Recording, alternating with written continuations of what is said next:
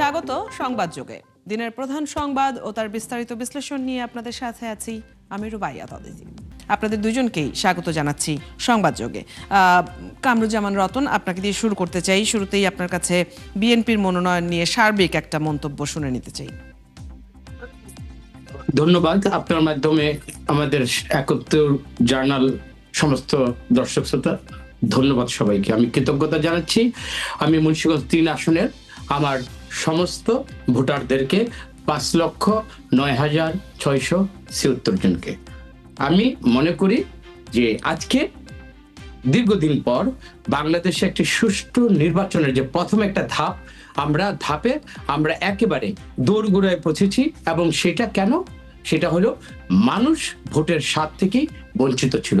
মানুষের জীবনে এমন একটা স্বপ্ন ছিল ভোট তার নৈতিক অধিকার।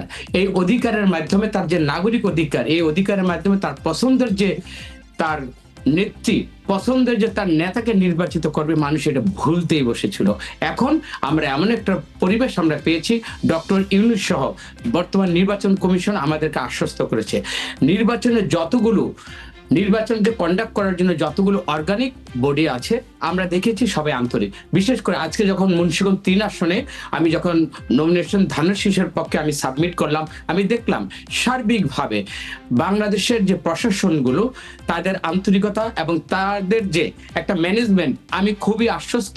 এবং এই আশ্বস্ততা এই জন্য আমি প্রকাশ করছি, এইখানে আমাদের কোনো ধরনের আমরা বিশৃঙ্খলা দেখিনি। আমরা নির্বাচনে যতগুলো আচরণবিধি তা আমরা মেনেছি। তো সব সার্বিক পরিবেশিতে আমাদের দীর্ঘদিন আমরা যে ১৭ বছর একটা বঞ্চনা গঞ্জনা এবং কি একটা অধীর আগ্রহে যেই ভোটের প্রত্যাশা আমরা করছিলাম, আমরা মনে করি আজকে শেষ দিনটাতে আমরা সেই প্রাথমিক ধাপের সেই শেষ দিনটি আমরা খুব আনন্দঘন এবং দীর্ঘদিনের পরে বঞ্চনার পরে আমরা একটা দীর্ঘ প্রত্যাশার দিকে আমরা পা বেরোলাম। আমরা জানি মানুষ যদি সচেতন থাকে এবং সরকার যদি আন্তরিক অবশ্যই হবেন, তারা ইতিমধ্যে আমাদেরকে আশ্বস্ত করেছেন।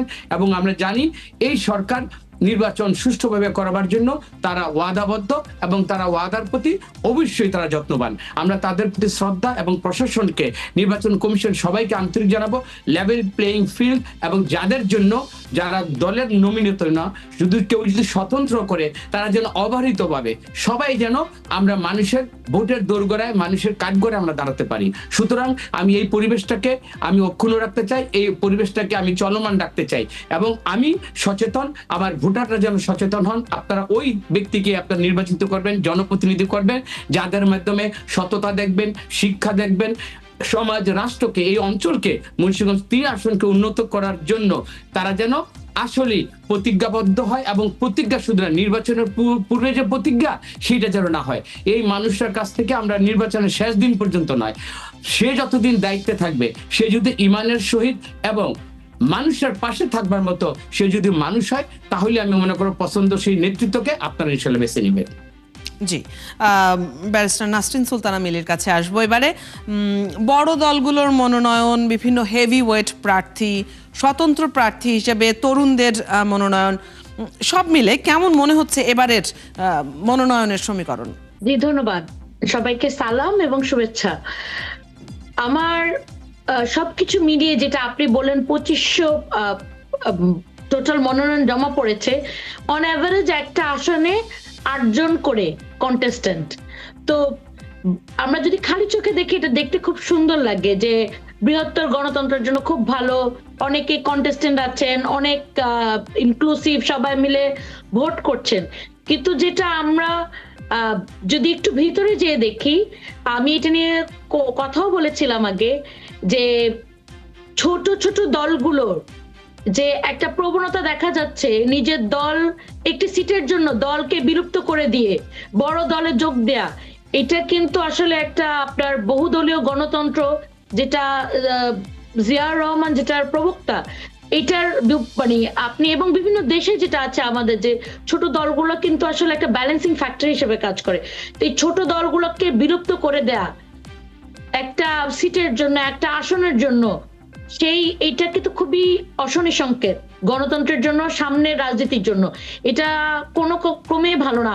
কারণ আপনি ধরেন এই দলের যদি 500 জন সাপোর্টারও থাকে অথবা কর্মী থাকে, সে 500 জন কর্মী কিন্তু আপনার উপরে ভরসা করে আপনার সাথে কথা বলার জন্য, মানে আপনার আপনি যেই আইডিয়াটা দিয়েছেন সেই আইডিয়াটাকে ফলো করে এই দলে যোগ দিয়েছিল।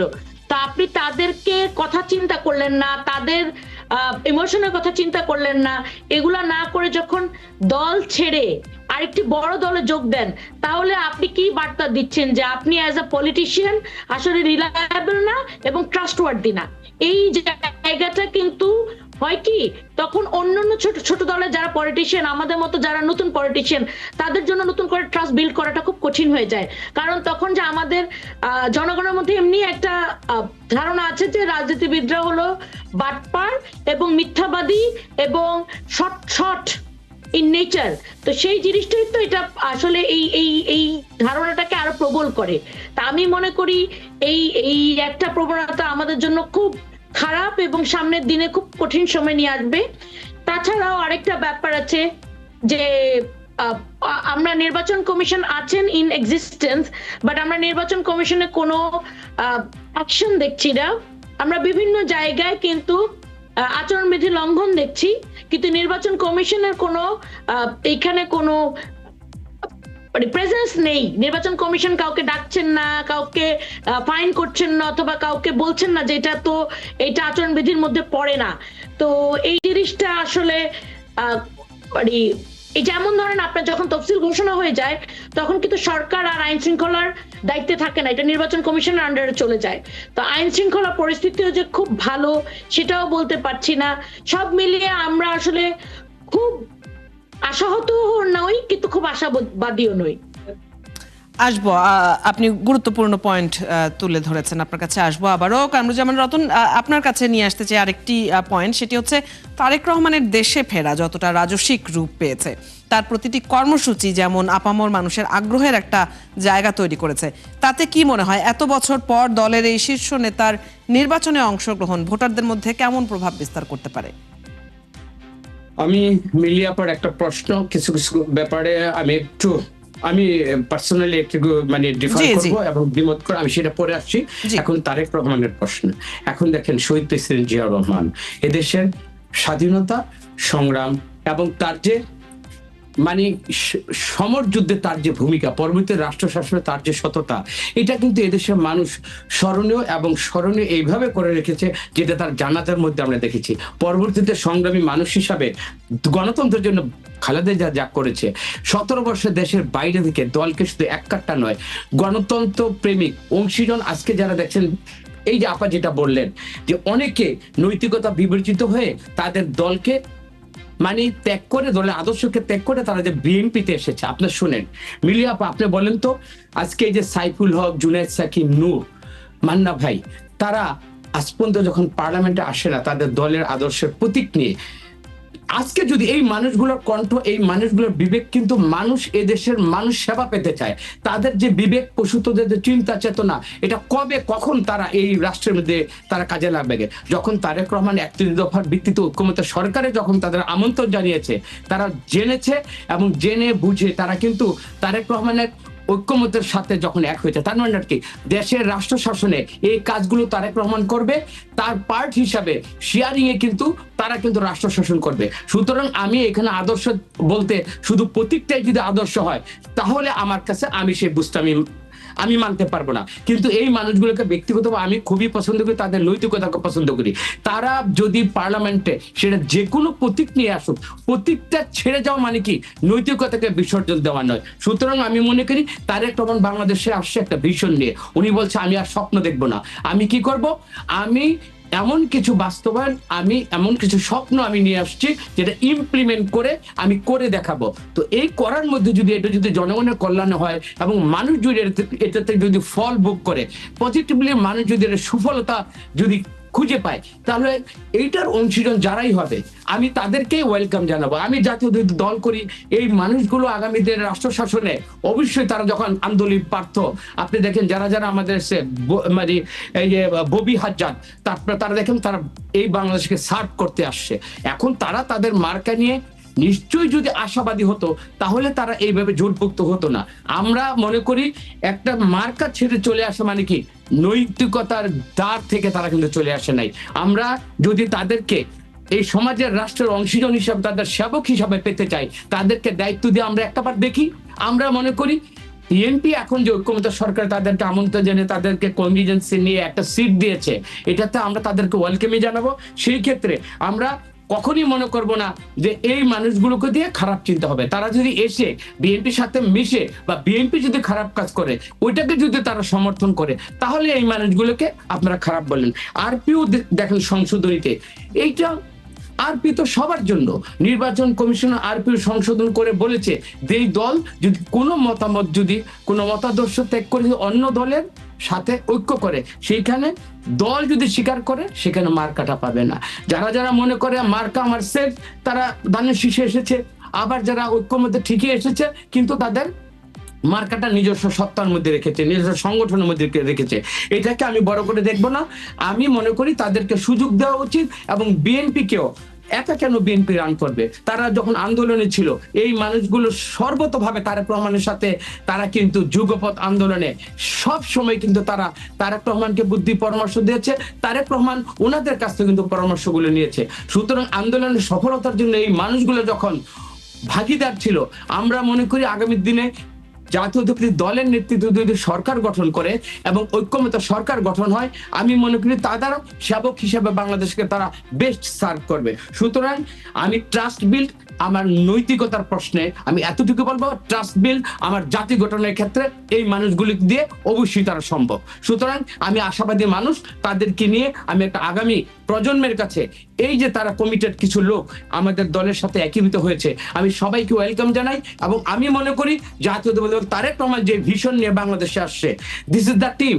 তারেক রহমানকে যেহেতু তারা লিডারশিপ মেনেছে এবং তারেক রহমান দেখেন যেদিন বাংলাদেশে প্রথম আসলো তার মঞ্চে এই সমস্ত নেতৃবৃন্দকে এইখানে জায়গা করে দিয়ে তার যে মহানুভবতা এবং তার যে এই নেতৃবৃন্দের প্রতি তার যে সম্মান, প্রতিটা ক্ষেত্রে কিন্তু তারেক রহমান শহীদ হাদির কবরে যাওয়া, ওই হাদির পরিবারের কাছে আমাদের জুবাইদুর রহমানকে পাঠানো, আপনি সামগ্রিক চিন্তা দেখেন শহীদ মিনারে যাওয়া, কোন জায়গাতে তারেক রহমান আপনার পজিটিভনেস আপনারা দেখছেন না। সুতরাং তারেক রহমান জিয়া রহমান সন্তান, তারেক রহমান খালেদা জিয়ার সন্তান নয়, তারেক রহমান বাংলাদেশের উন্নয়নের এখন প্রতিচ্ছবি। আমি মনে করি আমরা সর্বক্ষেত্রে আর কোনো বিভেদ না রেখে আমার মনে হয় এই বিষয়ে আপনি যেহেতু বলছিলেন, তো ব্যারিস্টার নাসরিন সুলতানা মিলির আমরা প্রতিক্রিয়াটাও জেনে নেই, কারণ সময় তো ফুরিয়ে আসছে। ব্যারিস্টার নাসরিন সুলতানা মিলি, আপনার প্রতিক্রিয়া জানবো কামরুজ্জামান রতনের কথায়, এবং একই সাথে ছোট দলগুলোর কথা আপনি উল্লেখ করেছেন। ছোট দলগুলোর ক্ষেত্রে লেভেল প্লেইং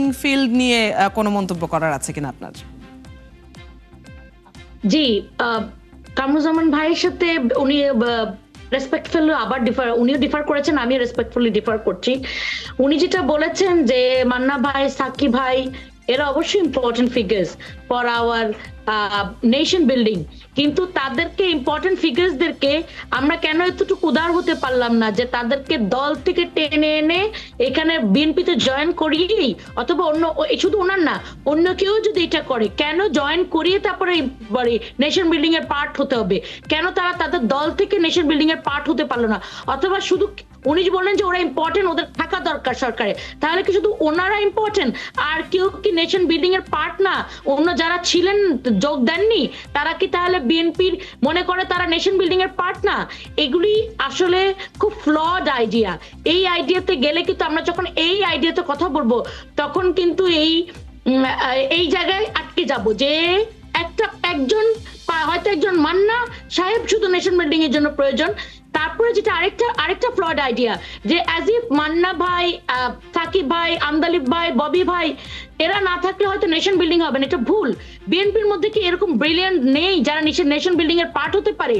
তো উইদিন দল তাদেরকে, হ্যাঁ ওনাদেরকে আপনারা ডিফারেন্ট ভাবে অ্যাকোমোডেট করবেন, কিন্তু বিএনপিতে যারা আছেন তাদেরকেও হাইলাইট করেন, তাদেরকেও সামনে আনেন, অথবা এদেরকে তাদের মার্কা রেখেই দেন, তাদেরকে তাদের কাজটা করতে দেন। মার্কা না দিলে কেন তারা নেশন বিল্ডিং এর পার্ট হতে পারবে না সেটা নিয়েও কিন্তু আমাদের আলোচনা করা উচিত। তাহলে কিন্তু আমরা সেই পুরনো বন্দোবস্ততেই রয়ে গেলাম, আমরা কিন্তু 24-এর পর নতুন বন্দোবস্ততে আসতে পারিনি এবং আসবে না। এবং এইটা থেকেই আপনি আপা বুঝতে বুঝতে পারছেন যে ছোট দলের জন্য লেভেল প্লেইং ফিল্ড কিরকম। এর থেকে বেশি এক্সপ্লেইন করা আমার মনে হয় না অনেক দরকার অনেক আছে। ধন্যবাদ। আমার মনে হয় আমি একটু কথা পরিষ্কার বলতে হয়েছে। চাই। সময় নীলা সময় নেই, সময় থাকলে কামরুজ্জামান রতন আপনাকে নিশ্চয়ই এ বিষয়ে আরো একটু কথা বলার সুযোগ আমরা দিতে চাই, তবে একদমই সময় নেই। ধন্যবাদ আমাদের সাথে আজকে যুক্ত হবার জন্য। দর্শক, আমরা কামরুজ্জামান রতন এবং নাসরিন সুলতানা মিলির সাথে কথা বলছিলাম। এই ছিল আজকের সংবাদ যোগে। আগামীকাল ঠিক রাত 10টায় আবারও দেখা হবে নতুন কোনো বিষয় ও তার বিশ্লেষণ নিয়ে। ৭১-এর সাথেই থাকুন।